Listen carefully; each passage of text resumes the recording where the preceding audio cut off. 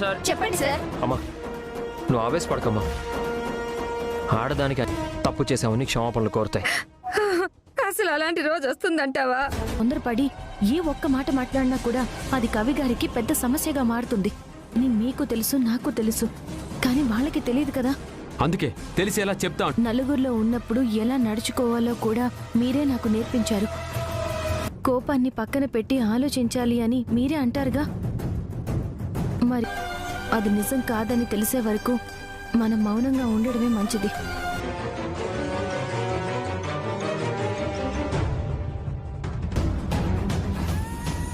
ఏమండి, నేను ఒకసారి వెళ్ళి అనామికతో మాట్లాడతాను. నా మాట వినండి, నేను వెళ్ళి మాట్లాడొస్తాను.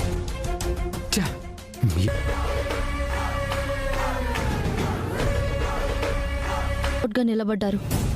నిజం బయటపడితే వీళ్ళందరూ నీకు ఆపోజిట్ గా మారతారమ్మా. కళ్యాణ్ మిమ్మల్ని టార్చర్ చేశారని కేసు పెట్టారు కదా, ఈ కేసు గెలుస్తాననుకుంటున్నారా?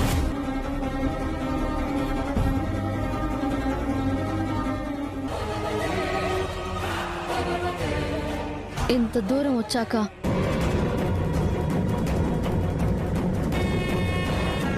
ఇలా చేస్తుందేమో అని చాలా భయపడ్డాను. కావ్య మాట్లాడినంత మాత్రం దానికి అవకాశం ఇవ్వకుండా అనామికని ఆదిలోనే ఆపేసి దాని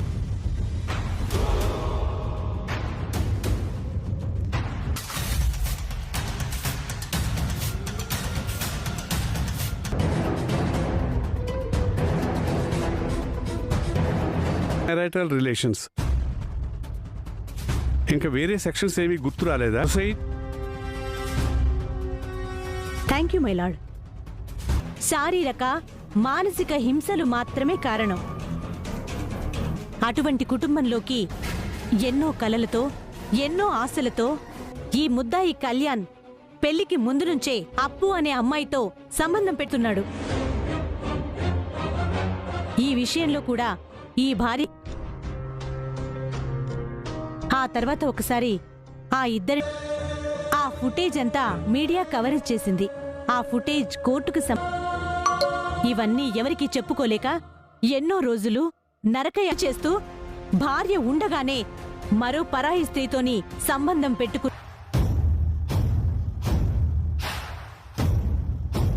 వాదించడానికి కోర్టు వారు అనుమతి ఇవ్వాల్సిందిగా కోరుతున్నాను. కవిత్వం రాయడం తప్ప ఏమీ తెలియని అమాయకుడు. ఇలాంటి కవులు, రచయితలు, కళాకారు గారు వారి క్లయింట్ తరపున చాలా అభియోగాలు మోపారు. కట్నం కోసం తొంగి చూసిన పక్కింటి వనితలాగా అక్కడే కుర్చీ వేసుకుని కూర్చున్న వ్యక్తి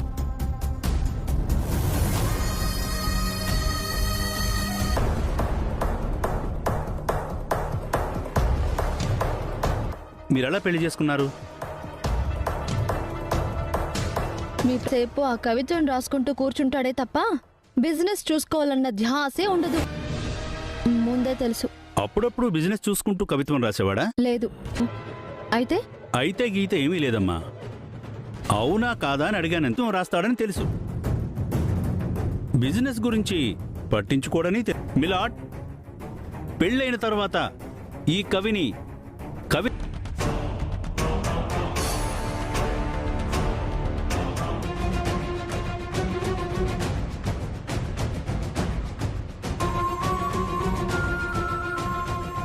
ఇది పైకి కనిపించని అతని వ్యక్తిగత స్వాతంత్రాన్ని అణగదొక్కే ఒక పాశవిక చర్య. కట్నం అడిగాడు అంటే ముందు ఎంతో కొంత కట్నం ఇచ్చే ఉంటారు కదా మీ పేరెంట్స్. ₹1 కోటి. మంచిదమ్మా. ₹1 కోటి. ఆ అప్పు తీర్చకపోతే నీ పెళ్లి ఆపేస్తానని ఒక వడ్డీవి ఎవరూ రాలేదు. ఎవరికి మా నాన్న అప్పేం లేడు. లేదమ్మా, సరిగ్గా గుర్తు.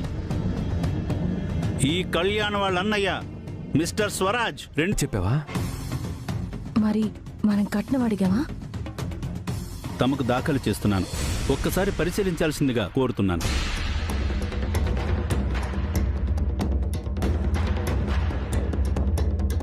దుగ్గరాల వారి Swaraj group of industries jewellery designs కి పెట్టిన ఆరోపణ ఉద్దేశపూర్వకంగానే తన భర్త మీద అనవసరమైన ఆరోపణలన్నీ చేసిందని అర్థం. ఒక అమ్మాయి ఊరికే కాపురం పాడు చేసుకోవడానికో డిఫెన్స్ లాయర్ గారు వారి వాదనలు ముగిస్తే నేను ఆ విషయంలో కోర్టు వారికి దాయిని కొన్ని ప్రశ్నలు అడగాలనుకుంటున్నాను. Okay, proceed.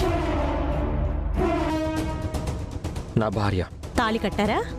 కట్టాను. మరి అదే తను నా స్నేహితురాలు. ఒక అమ్మాయితో కేవలం స్నేహం సాధ్యమేనా? ఏ స్నేహానికి జెండర్ అడ్డం కాదని నా అభిప్రాయం. రైట్ కదా?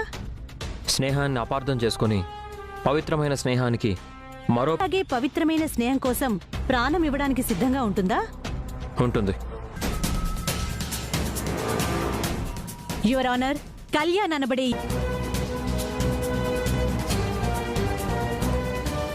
ఈ ముద్దాయి అప్పుని ప్రేమకు మాత్రం పరిమితం చేసి అనామిక అందం చూసి ఎలాగైనా ఆ పెళ్లిని ఆపాలని ప్రయత్నం చేసి దొరికిపోయింది.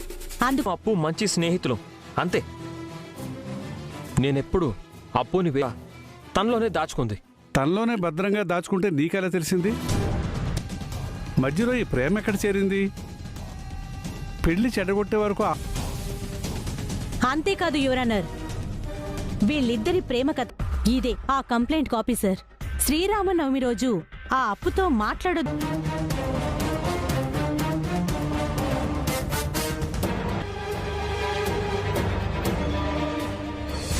కవి అన్నారు. ఆ గొడవ కంప్లైంట్ దాకా ఎందుకు వెళ్ళింది అనే పదం పదే పదే వాడకండి. ఆ అమ్మాయి పేరేమిటి? సరే, ఆ అప్పును హాజరుపరచండి. ప్రస్తుతం ఆమె అందుబాటు. ఎలాగయ్యా? రేపు కోర్టులో ప్రజెంట్ చేయండి.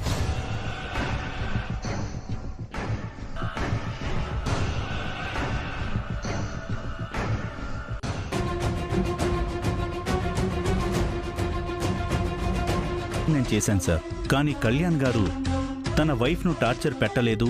తనే మీ కొడుకు చేసిన తప్పులన్నింటికి క్షమాపణ కోరి తిరిగి నన్ను ఆ ఇంటికి రేపు కోర్టులోనే చూసుకుందాం.